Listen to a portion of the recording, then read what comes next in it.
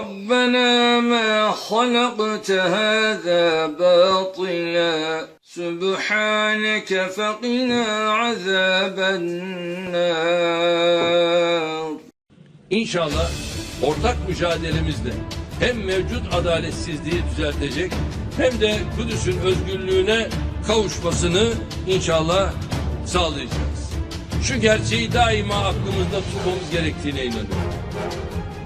Umutsuz olun. وَلَا تَقْنَطُوا مِنْ رَحْمَةِ اللّٰهِ. Allah'ın rahmetinden ümidinizi kesmeyiniz. Müslümanlar asla çaresiz değildir. Güçsüz değildir. İman varsa her zaman imkan da vardır. İnanç, sabır, azim ve mücadele olduğu sürece aşamayacağımız hiçbir engel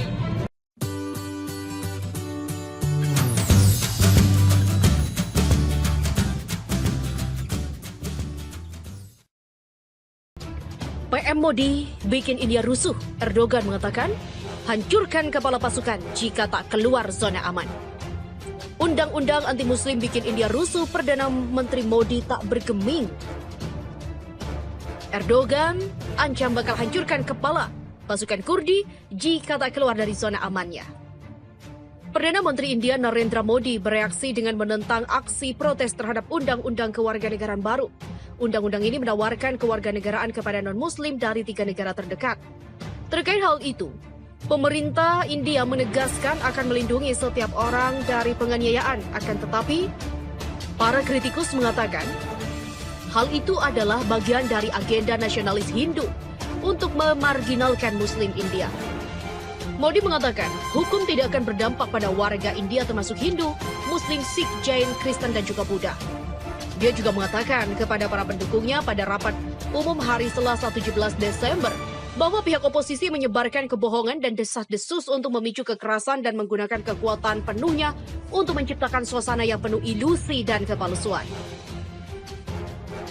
Menteri Dalam Negeri Amit Shah menggemakan sentimen kepada media mengatakan, baik pemerintah dan dia dengan teguh seperti batu menyatakan pihaknya tidak akan mengalah atau tunduk pada aksi protes mengenai kewarganegaraan. Siapa yang melakukan aksi protes dan mengapa? Aksi demonstrasi menyebar di kota-kota seluruh India. Para pengunjuk rasa mengatakan hukum itu eksklusif dan melanggar prinsip-prinsip sekuler yang diabadikan dalam konstitusi. Mereka mengatakan, iman seseorang seharusnya tidak dijadikan syarat kewarganegaraan. Sementara yang lain, terutama mereka yang tinggal di perbatasan, takut dikuasai oleh pendatang baru dari Afghanistan, Bangladesh, dan Pakistan. Banyak demonstrasi yang dilakukan mahasiswa kurang fokus pada hukum itu sendiri, melainkan lebih pada dugaan kebrutalan polisi terhadap pengunjuk rasa. Ibu kota Delhi telah menyaksikan protes massal selama beberapa hari terakhir, setelah proses dan juga protes mahasiswa yang dilakukan pada hari Minggu berubah menjadi aksi dengan kekerasan dan menyebabkan puluhan orang terluka. Seberapa keras aksi protes? Pada hari Selasa, sejumlah foto dari daerah Selampur yang memiliki populasi muslim terbanyak menunjukkan kerumunan warga melakukan pelemparan batu terhadap petugas polisi yang menghadang. Polisi membalas aksi mereka dengan menembakkan gas air mata dan pentungan. Sementara itu, Mahkamah Agung menolak untuk mendengar petisi terhadap tindakan polisi di dalam Universitas Jamia Millia Islamia di Delhi, di mana pada hari Minggu mereka diduga menyerang siswa di dalam lingkungan kampus. Seorang pria yang terluka dalam protes pada hari itu mengatakan kepada BBC bahwa dia melihat polisi menembaknya dengan pistol atau revolver. Dan awal pekan ini, Modi telah berusaha untuk meredakan ketegangan dalam serangkaian tweet yang mengatakan, ini adalah waktu untuk mempertahankan perdamaian, persatuan, dan persaudaraan. Undang-undang ini menawarkan amnesti kepada imigran ilegal non-muslim dari 3 negara tetangga, yaitu Pakistan, Afghanistan, dan juga Bangladesh. Hal ini mengubah Undang-Undang Kewarganegaraan India yang berusia 64 tahun, yang saat ini melarang imigran ilegal menjadi warga negara India. Undang-undang itu juga mempercepat jalan menuju kewarganegaraan India untuk anggota dari 6 komunitas minoritas agama, Hindu, Sikh, Buddha, Jain, Parsi, dan Kristen, jika mereka dapat membuktikan bahwa mereka berasal dari Pakistan, Afghanistan, dan juga Bangladesh. Syaratnya mereka harus tinggal atau bekerja di India selama 6 tahun, bukannya 11 tahun, sebelum memenuhi syarat untuk mengajukan permohonan kewarganegaraan. Pemerintah India yang dipimpin oleh Partai Nasionalis Hindu Bharatiya Janata Party atau BJP mengatakan undang-undang ini akan memberi perlindungan kepada mereka yang melarikan diri dari penganiayaan agama. Namun para kritikus mengatakan bahwa agenda sebenarnya adalah meminggirkan 200 juta minoritas Muslim India yang kuat. Sementara itu, Presiden Turki Recep Tayyip Erdogan memperingatkan kepada Kurdi di Suriah untuk segera menarik pasukannya dari zona aman di sepanjang perbatasan. Erdogan bahkan mengancam bakal menghancurkan kepala pasukan Kurdi yang tidak menarik diri dari zona aman yang telah ditentukan berdasarkan kesepakatan yang diperantarai AS itu. Erdogan memberi batas waktu kepada pasukan Kurdi di Suriah untuk meninggalkan zona aman hingga Selasa 22 Oktober 2019 malam pekan depan. Dan jika penarikan tidak terjadi hingga Selasa malam, pihaknya akan mulai dari mana mereka berangkat dan melanjutkan dengan menghancurkan kepala para teroris. Begitulah kata Erdogan dalam pidato yang disiarkan stasiun televisi di kota Kayseri, Anatolia Tengah. Turki telah sepakat untuk menangguhkan serangannya terhadap Kurdi di Suriah selama 5 hari dan mengakhiri serangan jika pasukan yang dipimpin Kurdi telah menarik diri dari zona aman di perbatasan yang diusulkan melalui pembicaraan dengan Wakil Presiden AS Mike Pence di Ankara. Pembicaraannya dengan pihak AS menambahkan bahwa Ankara menyetujui tenggat waktu 120 jam setelah permintaan awal 1 malam untuk penarikan.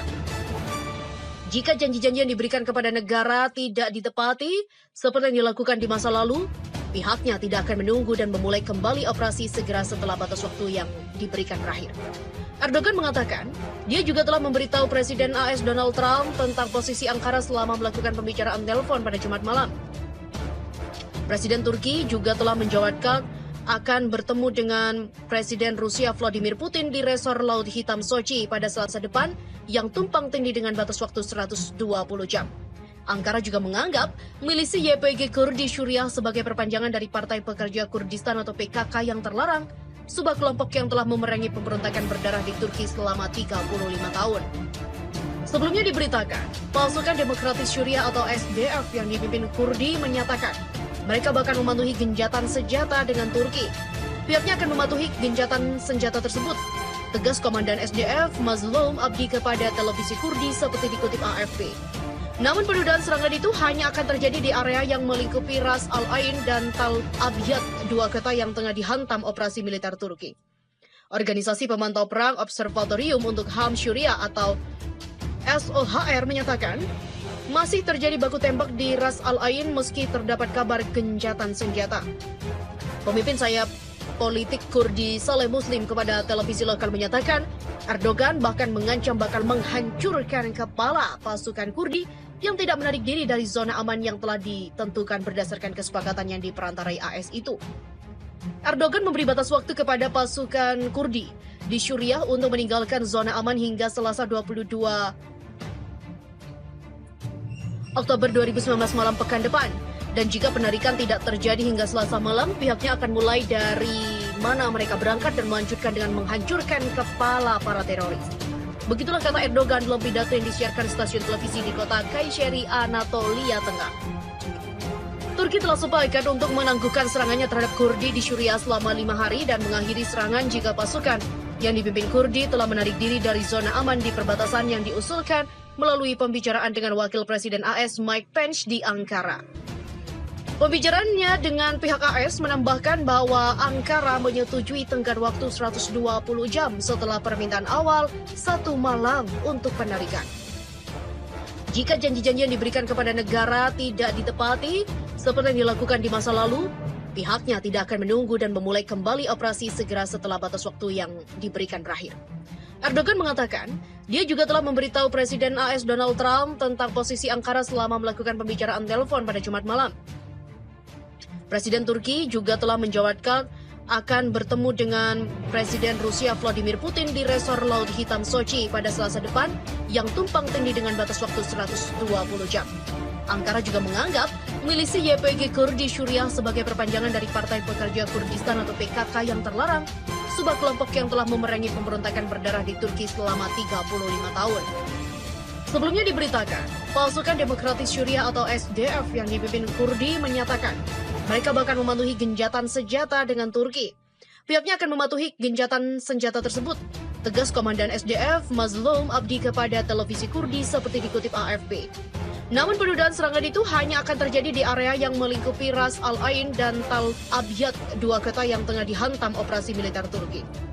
Organisasi Pemantau Perang Observatorium untuk HAM Syuriah atau SOHR menyatakan masih terjadi baku tembak di Ras Al Ain meski terdapat kabar genjatan senjata. Pemimpin sayap politik Kurdi Saleh Muslim kepada televisi lokal menyatakan dia juga menyambut baik berita gencatan senjata tersebut. Tapi dia menekankan Kurdi siap untuk mempertahankan diri dari segala serangan seraya menambahkan mereka tidak ingin peperangan ini. Gencatan senjata adalah suatu hal, yang menyerah adalah hal lain. Pihaknya siap untuk mempertahankan diri dan pihaknya tak akan menerima penduduk, yaitu pendudukan di utara Syuriah, tegas Muslim.